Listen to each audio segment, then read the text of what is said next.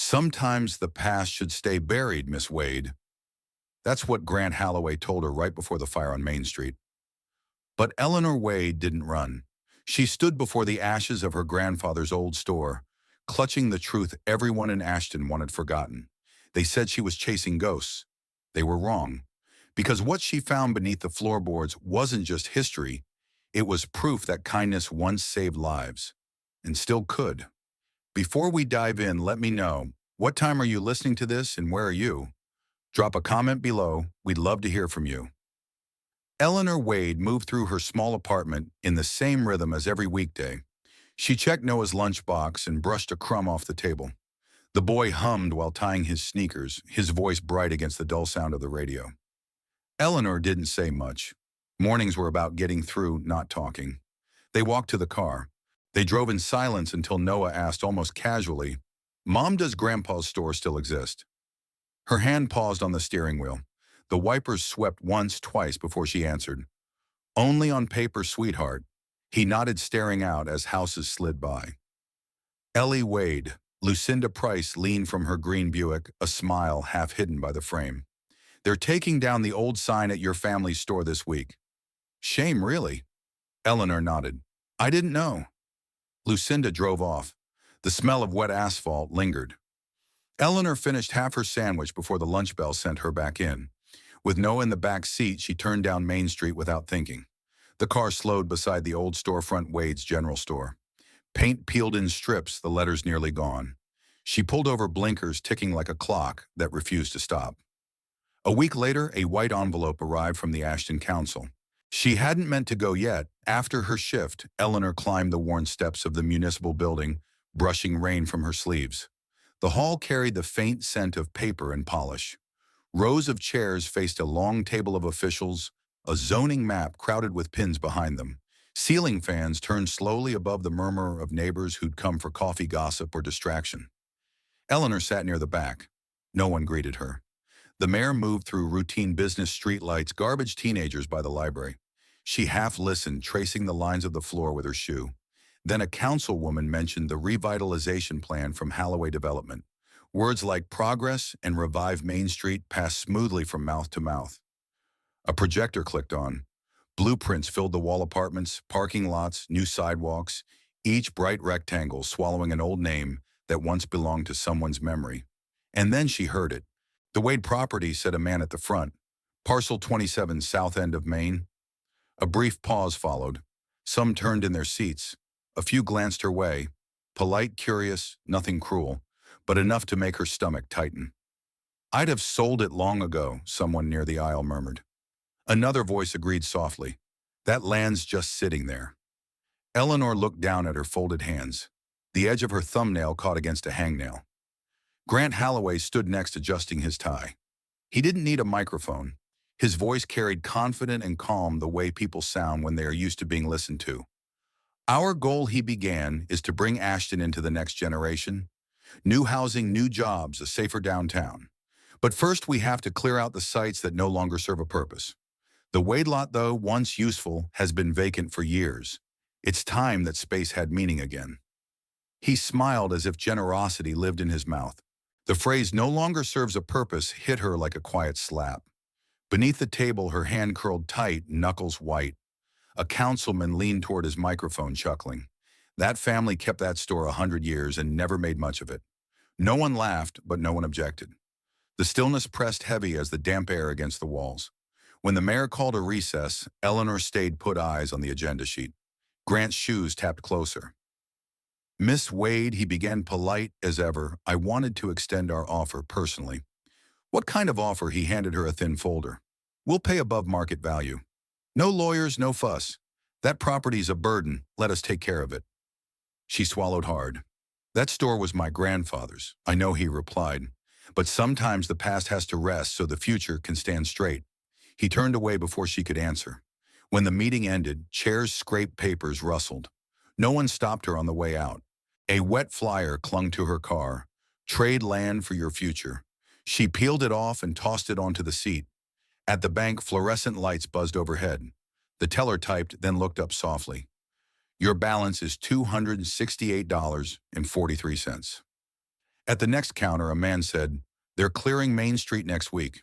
That old Wade place is first." Eleanor folded her receipt, nodded, and left. That night, Noah sat on the rug with broken crayons while she sorted mail. The radiator clicked with each cycle. She opened a worn envelope marked "Property Transfer." Ezra Wade Estate. The paper had browned at the edges. Her grandfather's signature nearly gone. Her phone lay beside it.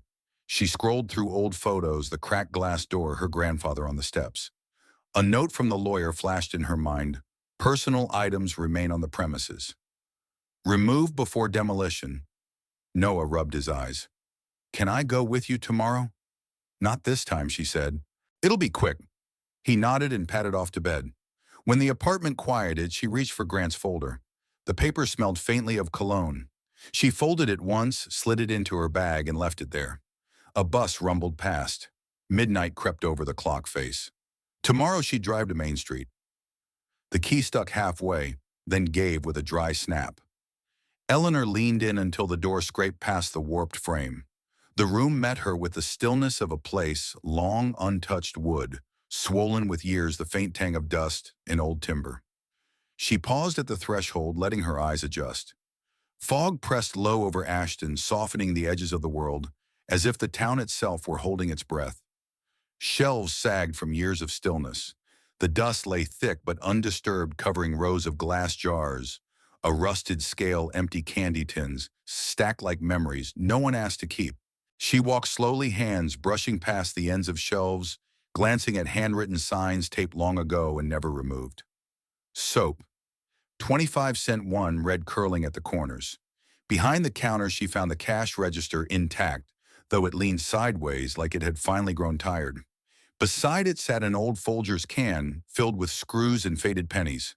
Her eyes drifted to the wall where a narrow strip of sunlight cut through a torn curtain.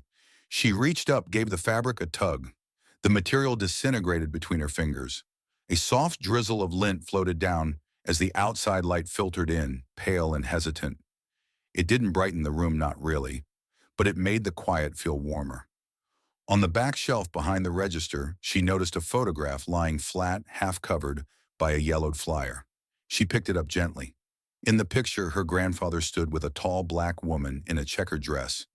They looked proud, neither smiling, but both standing firm. Someone had scribbled below in slanted cursive 1964, "Wade's Supply and Hope."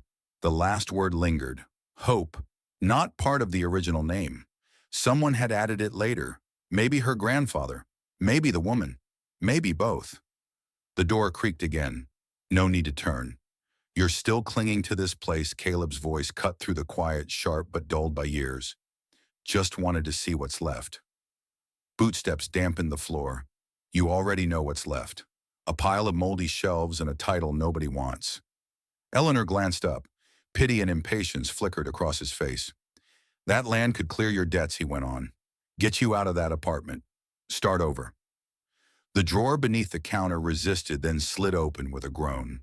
A small wooden box rested inside brass latch, darkened with age. She flipped it open, letters folded and yellowed edges curling inward, a silver ring, dull but unbent, and a slip of paper marked with 6 faint digits. No note, no clue. Her thumb traced each number. Caleb crossed his arms against the wall. "This isn't about nostalgia. You can't afford it, Ellie. They'll force the sale either way. Not unkind, just weary." The paper went into her coat pocket.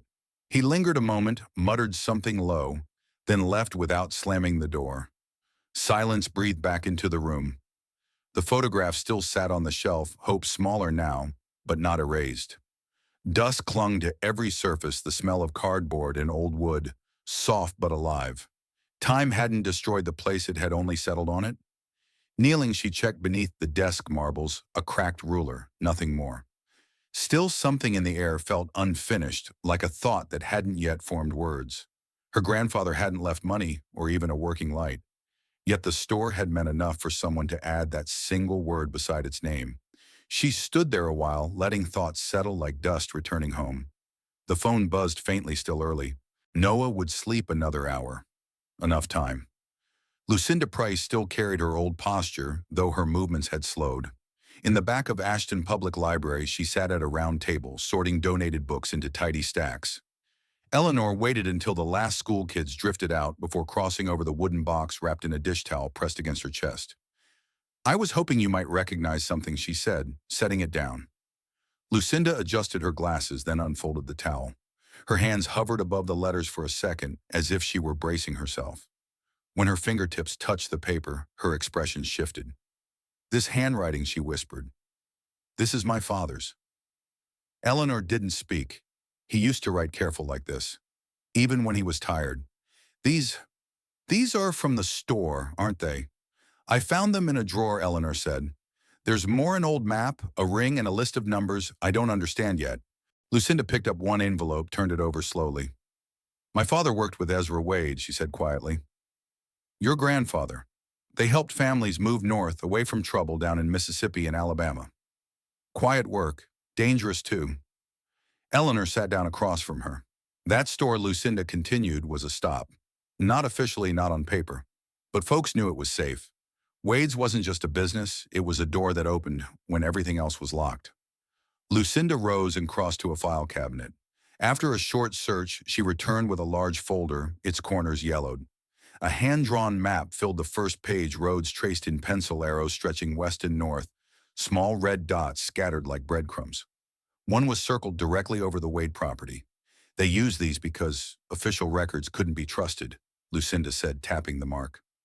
"My father told me Ezra hid people in the cellar during raids, maybe more than once. If this box survived, he might have left something else down there." Eleanor studied the map, the fading lines drawn with patience and care. Lucinda's tone dropped.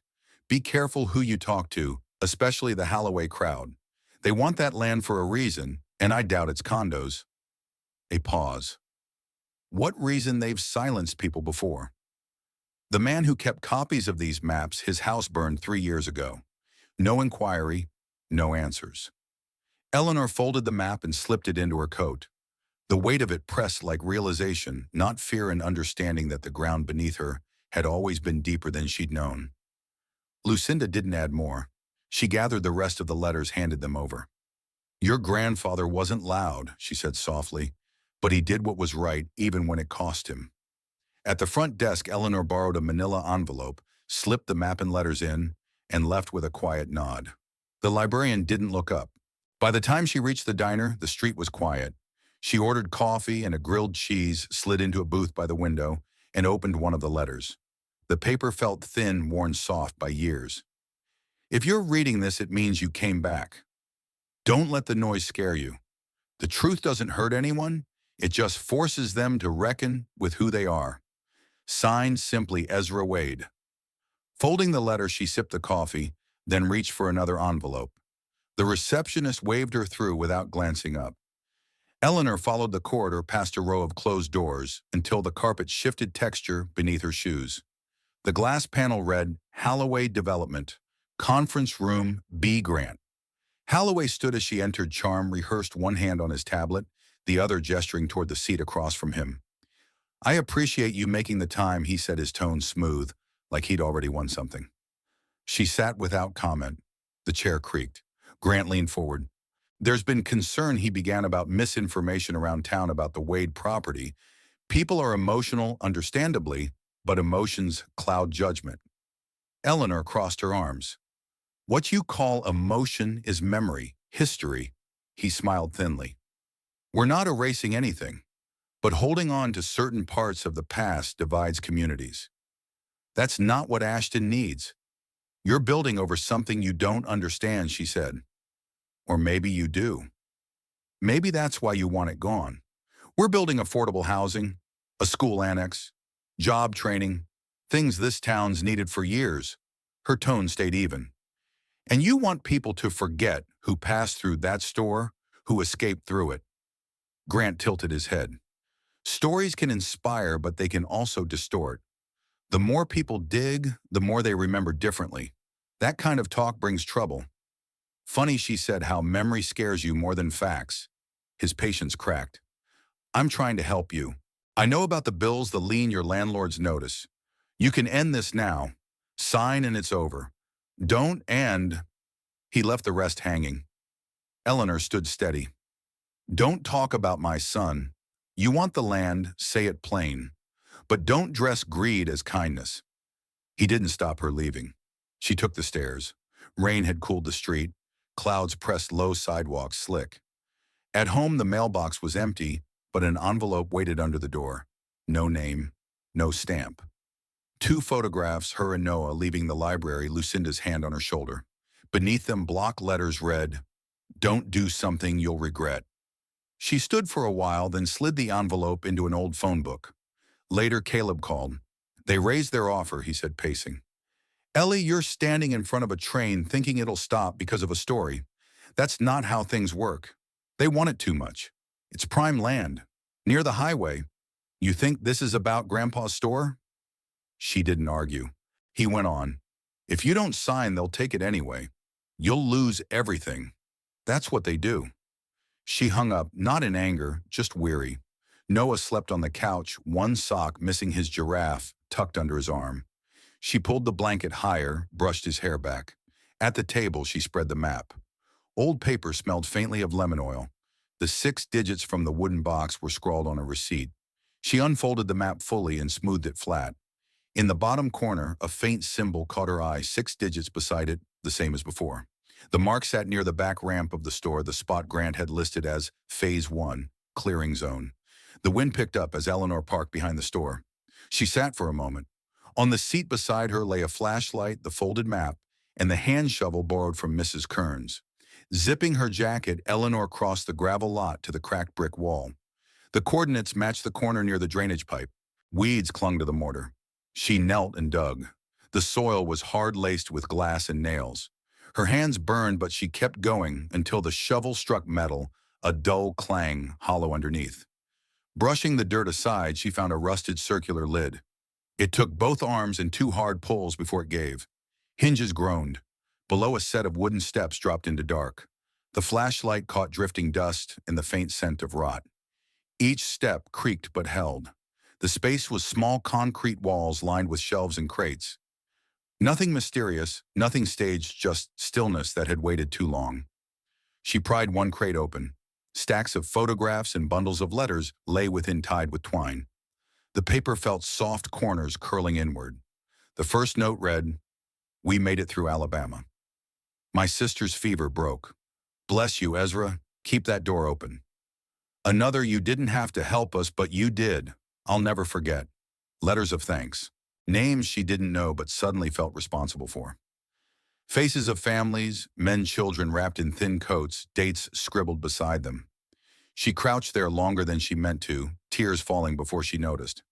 Ezra hadn't run a store, he'd run a refuge. A click sounded above, then another. She shut off the flashlight. Darkness folded over her. Boots scraped across the floor above. 2 voices, one sharp, one low. Permits cleared by Friday. She's been snooping. Boards creaked overhead. I swear I saw her car. Doesn't matter. We'll lock it up tonight. If she keeps pushing, we'll press the bank harder. Silence settled again. 5 minutes passed before she climbed up, knees shaking. The night felt colder. She didn't stop to cover the hole. The car door clicked shut. The engine turned.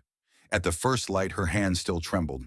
She didn't feel brave, just unable to stop.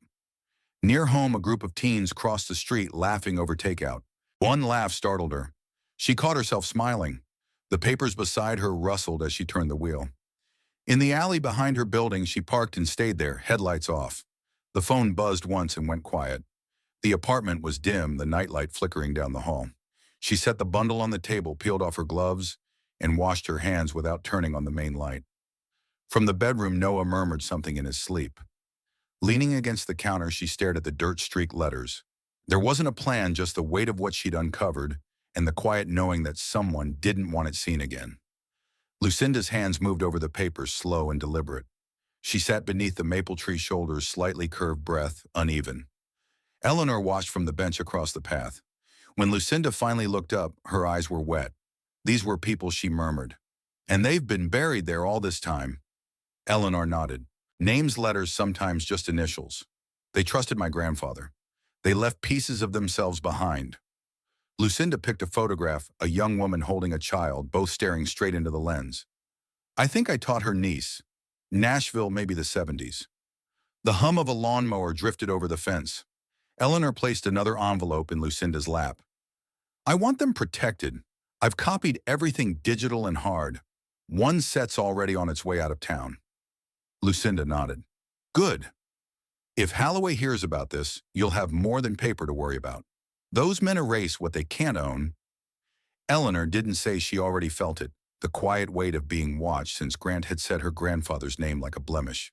The next days fell into rhythm again. She worked her shifts, kept her head down. Noah brought home a paper crown and wore it to dinner. At night, she labeled folders, sent emails to the reporter in Nashville. Only Lucinda and that unseen editor knew. On Wednesday, Caleb showed up outside the store with 2 coffees. He kicked the gravel. Thought maybe we clean up the place a bit. Keep it from collapsing, the store she asked. He nodded. Yeah. I know I pushed, but it's still ours, Elle. Maybe it can be something again. She didn't answer, but the next morning they pried the back door open. Dust rose as they swept. Caleb found an old register and swore it could be fixed. They joked about turning the front into a pie shop. Neither mentioned the hatch beneath their feet. By Friday, life almost felt normal. She packed lunches, walked Noah to school, bought milk. One evening, she and Lucinda sat on the porch watching the sky dim. I feel like I'm waiting for something, she said. You are, Lucinda replied. You just don't know if it's good or bad. Saturday before sunrise, Eleanor checked the mailbox. The metal still held the night's chill. Among the bills sat one plain white envelope, no stamp, no return address. At the kitchen table, she opened it with a butter knife. A torn photograph lay within Eleanor Wade on one side, Grant Holloway, much younger on the other. A line scrawled beneath the tear read, You're holding what isn't yours. No threat, no demand. Just that. She slipped it into the drawer beneath the sink, the one filled with coupons and batteries where things went when you didn't know where else to put them. Noah shuffled in, dragging his blanket. Can we go to the farmer's market? Maybe after breakfast, she said, pouring cereal. Tom didn't speak that morning. He slid the restock sheet across the counter, avoiding her touch. Eleanor folded it once and tucked it beneath the register. Her name wasn't spoken anymore, but she heard it in the pauses that followed her. Conversations dulled when she entered the break room. Co-workers scrolled their phones, rinsed clean mugs just to stay busy. A few days ago, Mrs. Aldridge had laughed at one of Noah's jokes. Now she couldn't meet Eleanor's eyes when passing coupons across the counter. The hours dragged. The manager drifted past her register 3 times, never saying a word, just hovering behind her, like trying to recall something that wouldn't come. When her shift ended, the parking lot felt smaller. The same dark SUV sat near the fence. It didn't move. She started her car and backed out slowly, refusing to glance that way. At school pickup, Noah leapt into the back seat, bubbling about a classmate who brought a frog in a lunchbox. She smiled where he could see it, asked the frog's name, even laughed when he said, Chairman Hops. The moment he looked away, the smile slipped. At home, while a frozen casserole turned in the microwave, her phone buzzed. A message. Your store won't be there tomorrow.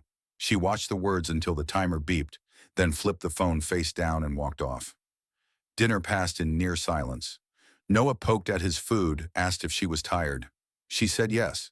Later, when the apartment had settled, she sat on the couch, legs folded under her eyes on the bookshelf. Nothing came. She pulled the folder from her desk drawer, the letters, maps, copies, and held it without opening. The phone buzzed again. A photo her and Noah near the library last week, sun catching his hair. Text below, don't be foolish. She shut the phone off and shoved it deep into the couch cushions. The next morning, Tom stopped her near the break room. Some folks are nervous, he said, voice low. We don't want this place dragged into whatever's going on. It's not about the store. It is when people start talking. He walked away before she could answer. During break, she sat behind the building with a coffee she didn't drink. Caleb called. She ignored it. His text followed. I lost another job. This is affecting more than you. The sun felt warm on her back, but it couldn't reach the cold sitting behind her ribs. At home, she checked the locks twice. Noah built a tower of blocks, humming something tuneless. She helped him stack a red piece on top. The tower fell. He laughed, rebuilt it. When he was asleep, she stood by the counter, arms crossed. Her phone was back on screen, dark. The SUV hadn't returned, but a silver sedan had circled the block all day. She opened her laptop, typed, "Subject they know body. I don't know how much longer I can keep this quiet. Someone's watching. I don't know who. I'm scared, but I'm not letting go. Not yet." She read it twice, then deleted it. At 2 a.m., she woke up and checked her phone. Nothing. The quiet didn't comfort her. It pressed harder than any threat. Eleanor was folding Noah's laundry when her phone rang once, then stopped. Another tone followed, short, sharp, and then a siren somewhere downtown. Through the wet branches, a faint red glow pulsed against the night. She grabbed her keys, left the laundry on the couch, and drove. The streets were nearly empty. When she turned onto Main, smoke blurring the edges of light. People clustered beneath umbrellas, their faces shifting in the red wash of sirens. Wade's general store was burning. Flames tore through the roof, orange cutting the gray. Smoke poured through the opening, swallowing the family name still faint on the sign. Someone called to her, but she was already running. A firefighter caught her arm. "You can't go in there." "It's mine," she gasped. My store wood gave way with a roar. Sparks burst outward. Heat shoved her back, her shoes sliding on wet pavement. Across the street, a black umbrella tilted. Grant Holloway stood beneath it, unmoving. He wasn't shouting, just watching. Their eyes met briefly before smoke forced her to turn. The hoses hissed water flooding the street. The building moaned as it fell. Someone whispered that the rain should have helped unless the fire began from within. That word within clung to her like soot. By dawn, only part of the front wall remained. She ducked under the tape, knelt in the mud, and pressed her hand to the ground. It was still warm. The cellar lay buried. The hatch, the letters, the boxes all gone. She didn't cry. The tears felt burned away. When the last truck left, Grant had vanished. A few neighbors lingered, murmuring about insurance and bad luck. She sat on the curb, clothes, soaked hands trembling. The next morning, the paper waited on her porch. Electrical fault blamed for fire at vacant store. 2 paragraphs, property unused, set for redevelopment. No mention of history, no names. She took it to Lucinda's house, walked straight to the kitchen. The paper dropped between them. They called it an accident. Lucinda didn't touch it. "They want you to stop," she said. "Fires are warnings when you still have something to lose. I had everything to lose. And you're still here." Eleanor traced the damp edge of the page. "They think they burned the story," she murmured. "But I have copies, letters, people who remember. They can burn one place. I'll tell 10 more." Lucinda's hand trembled slightly as she reached across the table. "Be careful." Eleanor folded the paper and tucked it under her arm. Her clothes still smelled faintly of smoke. On the porch, she paused. The hill where the store once stood was visible through the mist, an open scar against the town's quiet frame. She didn't look away. The wind carried the scent of ash, and beneath it the sweetness of wood burning into memory. She walked to her car, still holding the paper, still hearing Lucinda's warning. Yet another voice rose behind it, her grandfather's, steady and low. "If they try to erase you, leave a mark they can't scrub clean." She didn't say it aloud. She turned the key and drove toward town, unaware that faint smoke still curled from the ruins behind her. The town hall smelled of wet coats and stale coffee. Folding chairs filled the room in uneven rows. People whispered behind cupped hands, shuffling papers that meant nothing.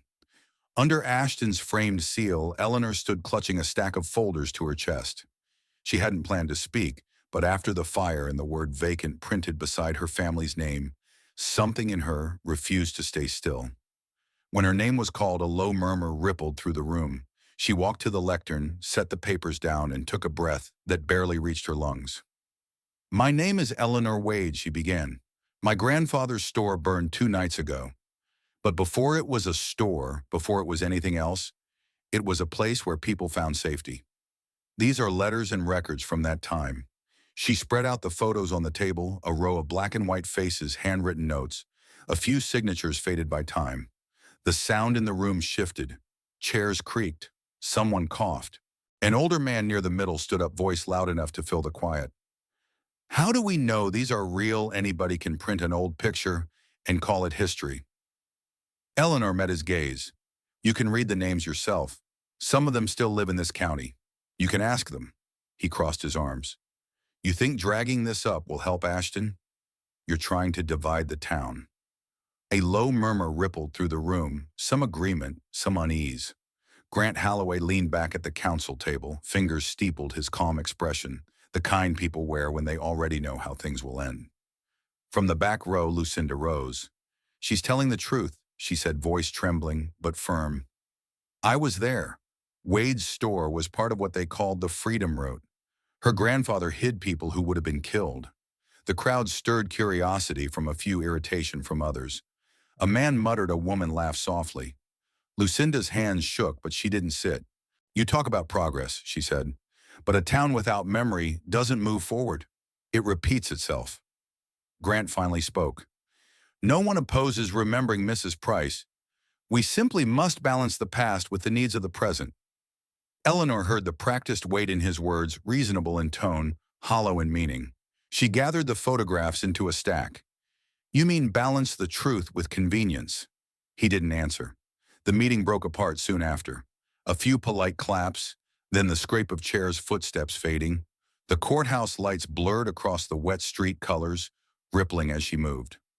Lucinda caught up, breathing hard. "You did well," she said. "They heard you?" "They heard noise," Eleanor replied. "Truth takes longer." They stood under the awning.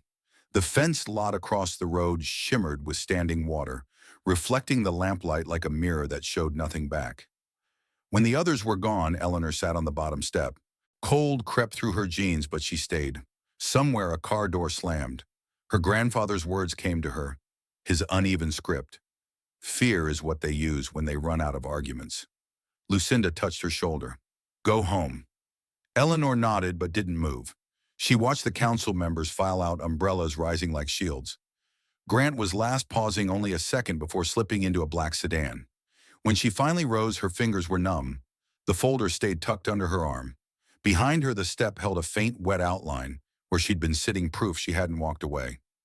The knock came early, sharp, official. Two men in gray jackets stood at her door, badges flashing, before she could read them. "Routine audit," Ms. Wade one said briskly. "We'll only need a few minutes." Her stomach dropped. "Audit for what? Property and income verification. Standard procedure." They moved through the apartment, asking questions that weren't really questions. Any other income, any business assets. One jotted notes, nodding without listening. She answered carefully, measuring every word. When they left, the quiet felt heavier than their presence. Wet footprints streaked the floor. She sat at the table staring at them until her phone buzzed, unknown number.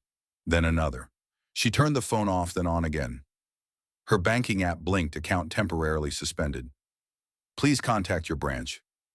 By noon, her name filled the headlines. A co-worker's text carried the link, "Single mother fabricates history to claim land." The words blurred as she read. Photos from the town meeting her mouth mid-sentence flashed beneath the title. They called her emotional, unstable, hungry for attention.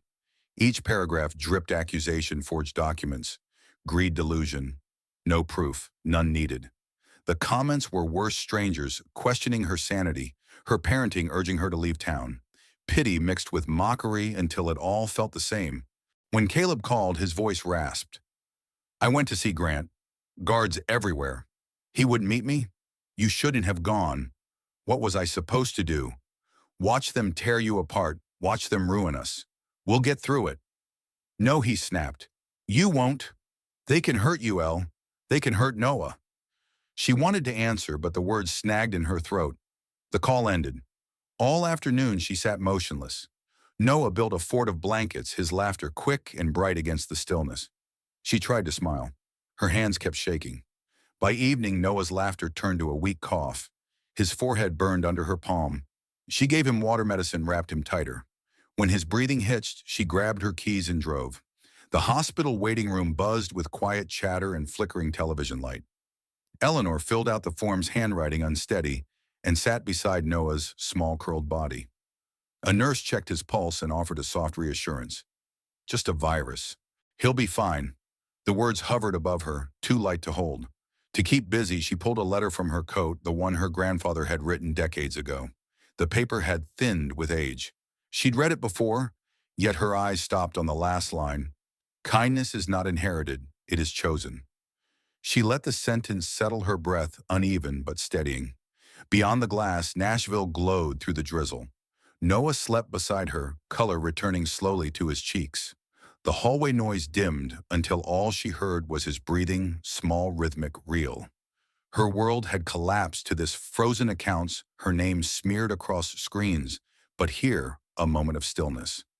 She folded the letter, pressing it flat between her palms, and slid it back into her pocket.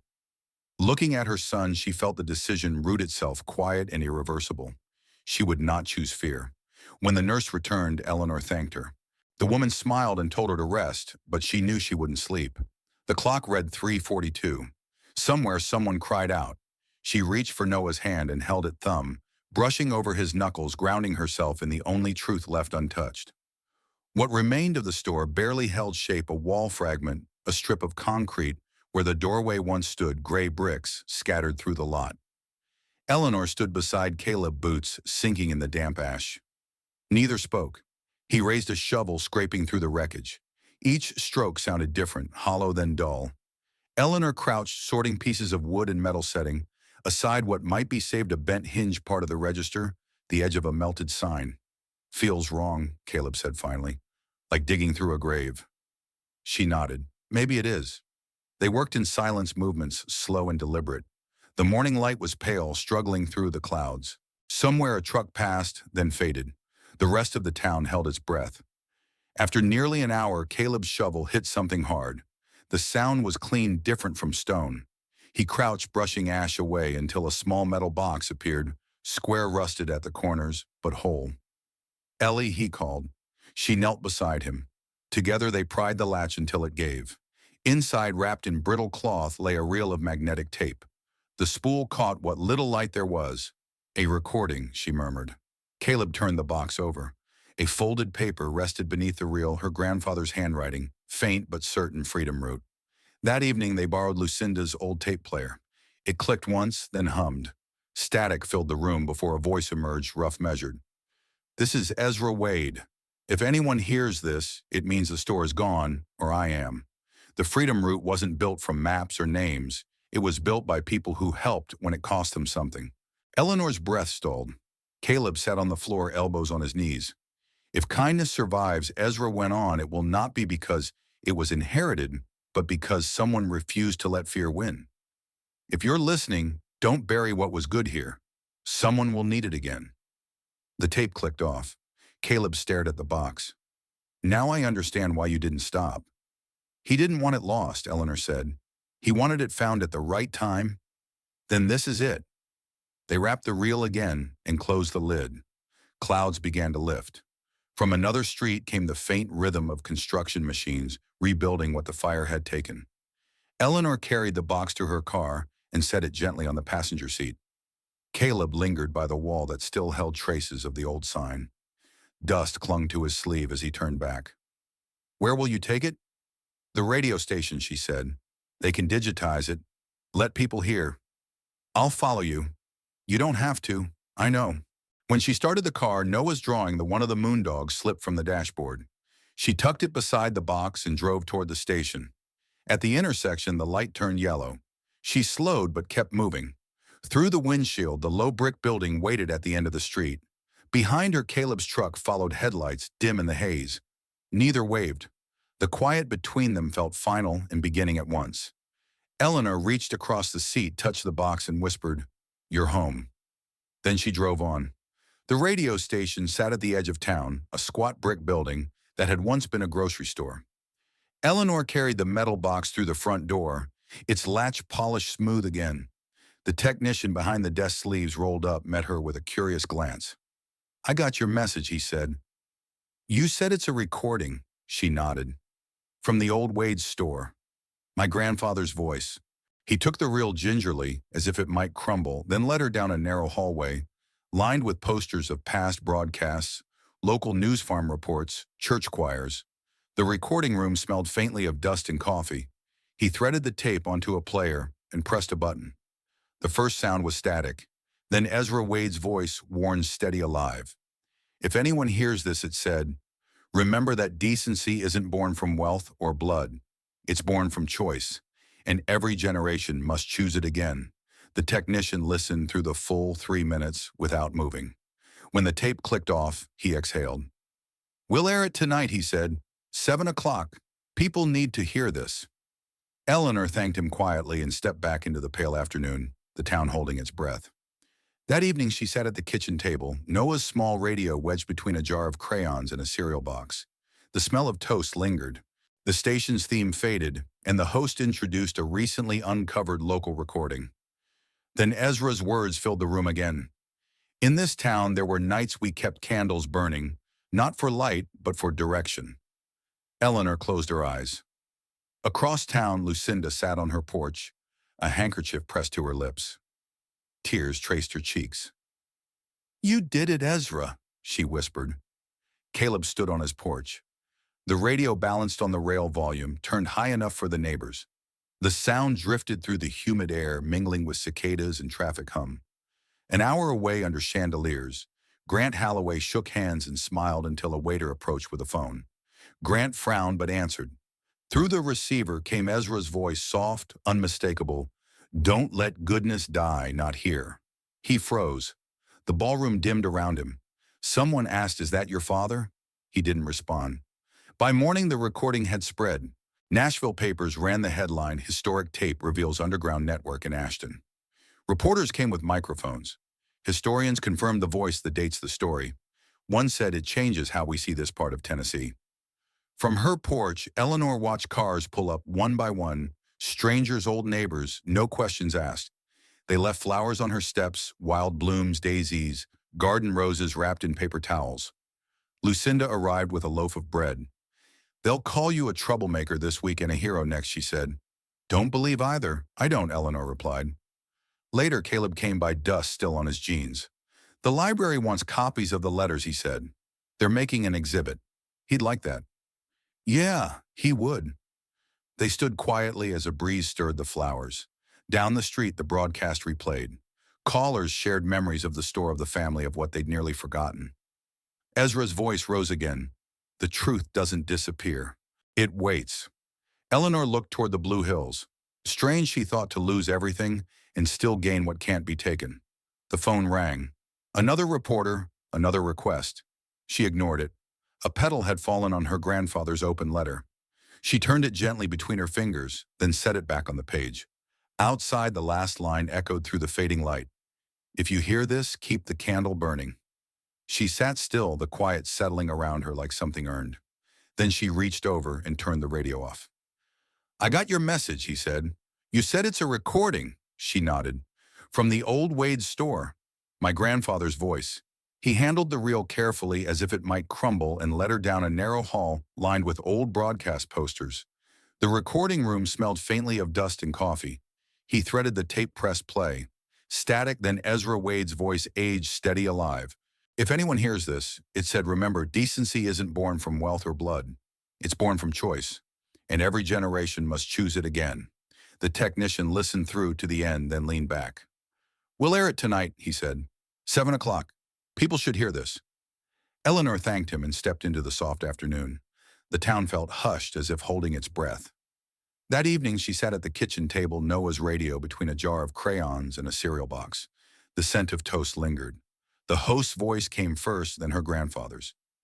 "In this town," Ezra said, "we kept candles in windows, not for light, but for direction." Eleanor closed her eyes. Across town, Lucinda wept quietly on her porch, whispering, "You did it, Ezra." Caleb stood on his porch, the radio on the railing volume turned high.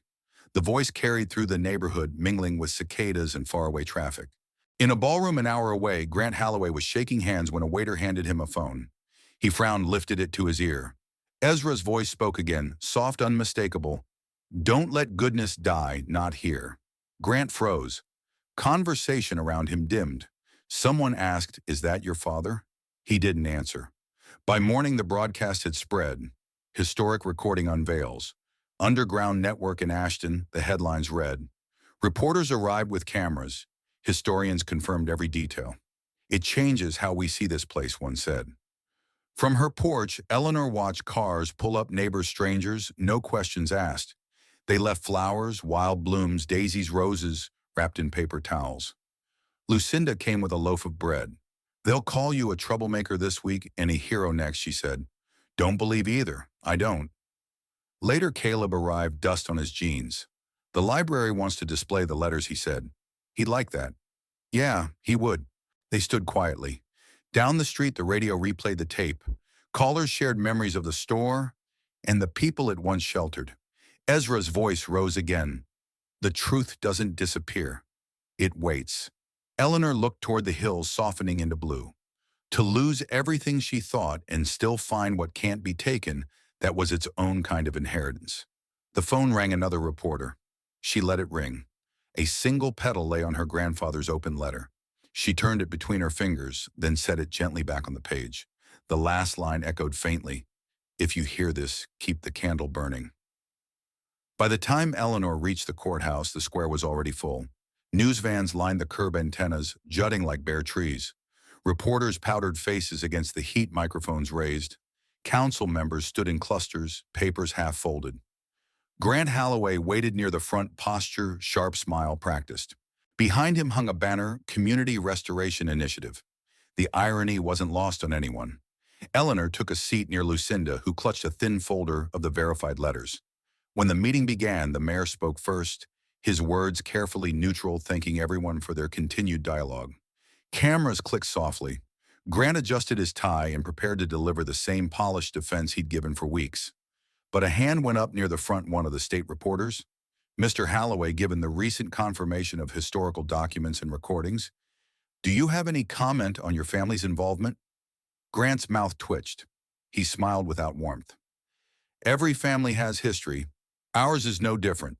What matters is what we do now. The answer might have passed, but another reporter interrupted. And what about your own role in suppressing that history? The redevelopment plans. The fire. For the first time, the control in his face cracked. He began to speak, but the microphone stuttered, cutting off half his sentence. Someone in the back coughed loudly. The tension spread like a small, invisible spark. Eleanor stood slowly. She didn't look at Grant, didn't ask permission. If you'll let me, she said quietly. The room fell still. The mayor hesitated, then nodded. Go ahead, Ms. Wade. She walked to the podium, Lucinda's steady hand brushing her arm as she passed.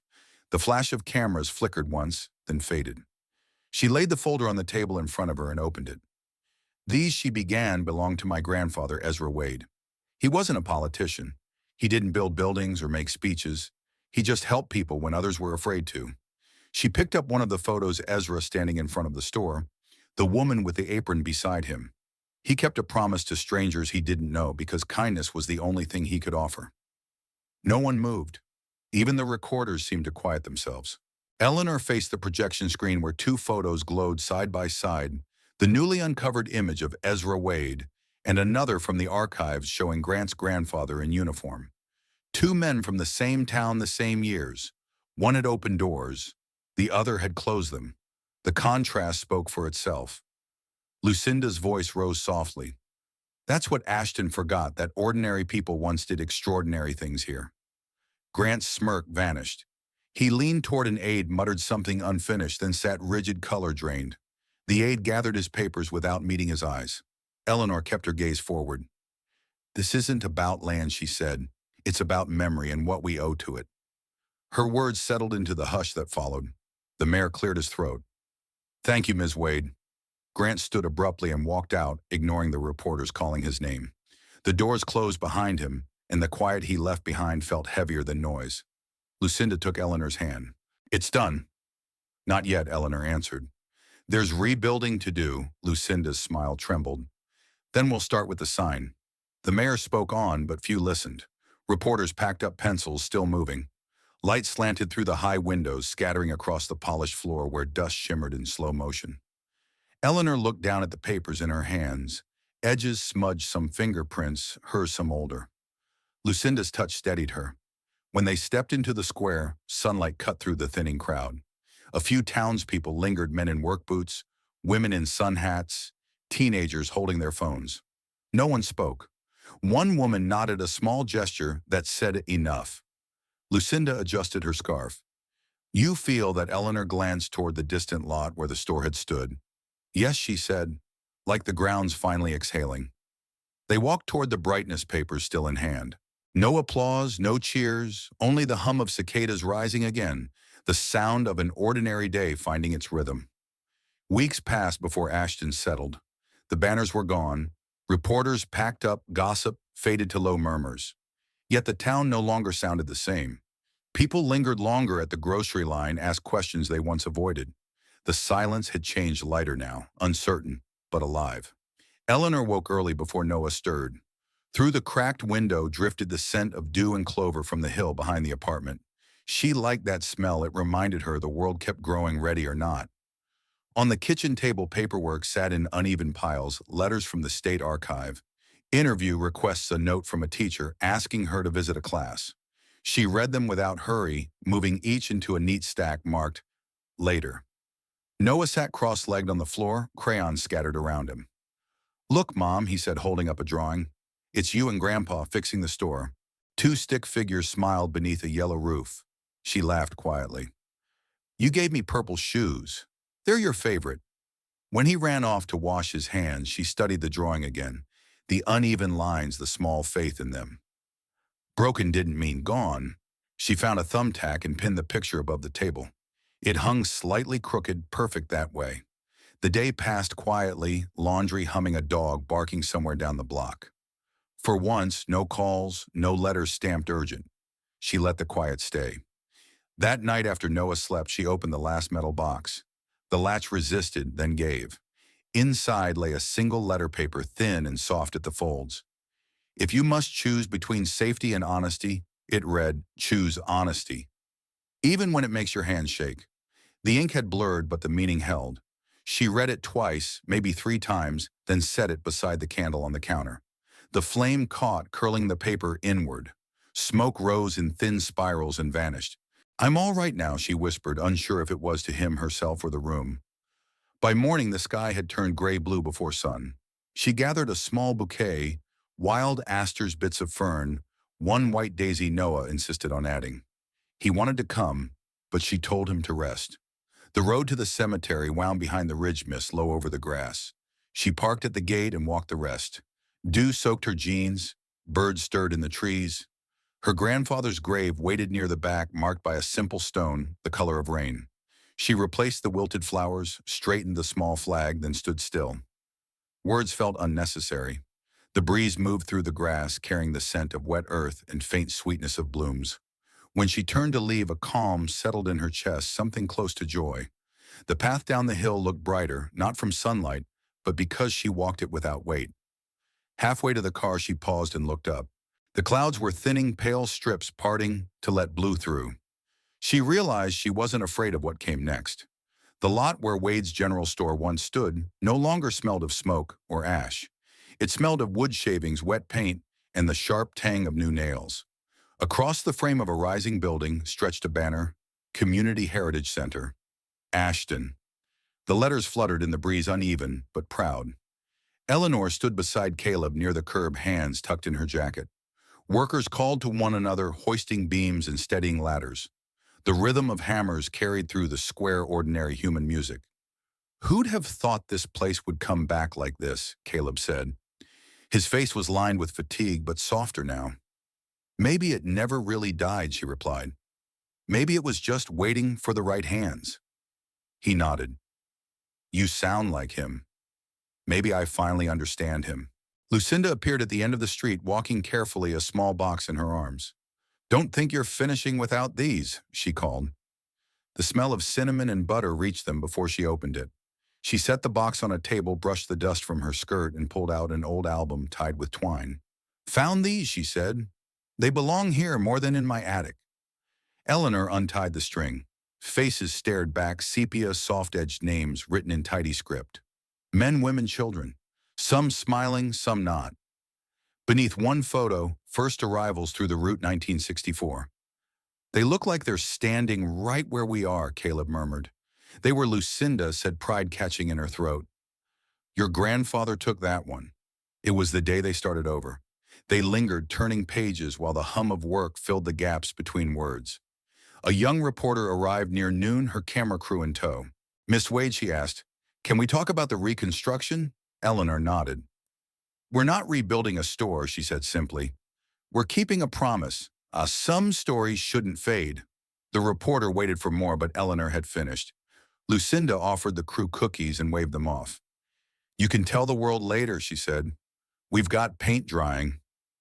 By mid-afternoon, the scaffolding was up the outer walls nearly complete. A student held a can of white paint and pointed at faint letters sketched on the brick. "Ma'am, is this what you wanted?" Eleanor walked over. The penciled word matched the old photograph, HOPE. "That's it," she said. The boy dipped his brush and began. The strokes were uneven at first, then sure. Caleb held the ladder. Lucinda passed up rags. Bit by bit, the word appeared bold and bright against red brick. When it was done, the workers stepped back. For a moment, the square was still. Then someone began clapping, and others joined, soft but steady, until the sound felt less like applause than release. Eleanor moved closer. The paint was still wet. She pressed her fingertips to the letter H, white smeared across her skin, warm and real. She didn't wipe it away. Caleb leaned on the beam beside her. "Guess it's your turn to hang a sign." "Not mine," she said. "Ours," Lucinda chuckled. "You sound like someone who finally believes in this town again." "Maybe I do." A light breeze lifted her hair. Workers packed up their laughter, mingling with the faint creak of scaffolds. The sky turned the color of pale honey, softening everything it touched. Before leaving, Eleanor looked once more at the wall. The painted word caught the last of the sun glowing faintly. She touched her chest, feeling her heart beat steady and sure. "Hope," she whispered. "It's still here." Then she walked away, the scent of sawdust and paint following her down the street. 3 months later, Main Street smelled of sugar and sawdust again. The new Community Heritage Center stood ready, though everyone still called it Wade's. Morning sunlight glinted on the sign above the door, "Wade's Place, for everyone." The town gathered early. Tables lined the sidewalk. Pies, coffee urns, pitchers of lemonade glowing like amber. Children darted between benches, their laughter mingling with the soft tune of a guitar under the elm tree. Conversation rose and fell easily, the sound of something beginning again. Eleanor arrived holding Noah's hand. His shirt hung loose, his shoes were untied, but his grin made up for both. They walked slowly through the crowd, stopping, as people called her name. Old neighbors, teachers, the postmaster who once avoided her eyes. Some offered hugs, others simply nodded smiles, quick but real. Near the front steps, Caleb spoke with a group of college volunteers. His voice carried the easy confidence of someone who'd found steady ground. When he spotted her, he waved the clipboard like a flag. "You're late," he said. "Fashionably," she replied. "Lucinda's guarding the cookies for you," he teased. "Better hurry before she changes her mind." Under the oak tree, Lucinda sat with a plate balanced on her knees, silver hair pinned neatly. "You think I'd let them touch my oatmeal cookies before the opening?" she asked. "Not a chance," Eleanor said, taking a seat beside her. "How are you feeling?" proud Lucinda answered, gazing toward the building. "And hungry. Those speeches better be short." "I'll do my best." When the time came, Eleanor stepped onto the small wooden stage. The microphone squeaked once, then stilled. The crowd quieted, not formally, just with attention. She glanced at her note cards, then slipped them back into her pocket. This place, she began, was once a store. Then it became a shelter. Today it's something we build together. The breeze shifted, carrying the scent of fresh bread. "It isn't about remembering what we lost," she continued. "It's about what we still have the chance to begin again, and to help whoever comes next." Then someone laughed softly and conversation resumed. Chairs, scraping footsteps crossing the porch, people wandering through the doorway. Eleanor stepped down and joined them. The room glowed with quiet life, shelves built from old lumber, the counter restored and lined with donated books, the scent of paint mingling with cinnamon and coffee. Children gathered near a wall of photographs, faces from decades apart, bound by the same thread.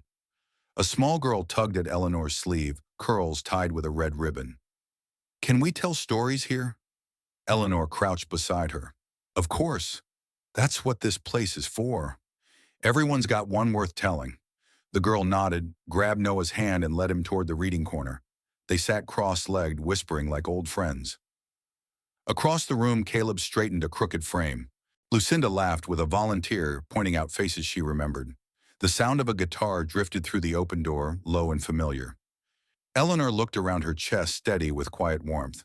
The place didn't look new, it looked lived in already. Floorboards creaked in their old rhythm. Sunlight fell across the counter, where her grandfather once stood selling soap and coffee grounds. A photographer from the Nashville Gazette raised his camera. One picture Miss Wade right there under the sign. She nodded, calling Noah over. He ran up holding the crayon drawing he'd made months ago, the one with the yellow roof store. He lifted it proudly as the shutter clicked. In the photo, the doorway behind them gleamed with afternoon light and the words Wade's Place for everyone curved gently above their heads. When the photographer thanked her, she smiled and went back to join the crowd. The gathering moved easily, someone pouring lemonade, someone tuning the guitar again. The scent of cookies and sawdust lingered soft in the summer air. Eleanor leaned against the doorway, watching the steady rhythm of people coming and going. The world didn't feel fixed, not yet, but it felt possible, and that was enough. Noah's laughter rang from the back. Lucinda waved from her chair under the tree eyes, closed face tilted toward the sun. The light stretched long across the sidewalk, dust turning gold as it drifted through the air. And in that unhurried glow, kindness, quiet, ordinary, stubborn, kept being chosen again and again. Stories like Eleanor's remind us that truth rarely arrives with applause. It comes quietly through persistence, courage, and small acts of decency. What was once buried can still bring light if someone dares to uncover it. So as you step into your own day, remember kindness is a choice just as it was in Ashton. Choose it again.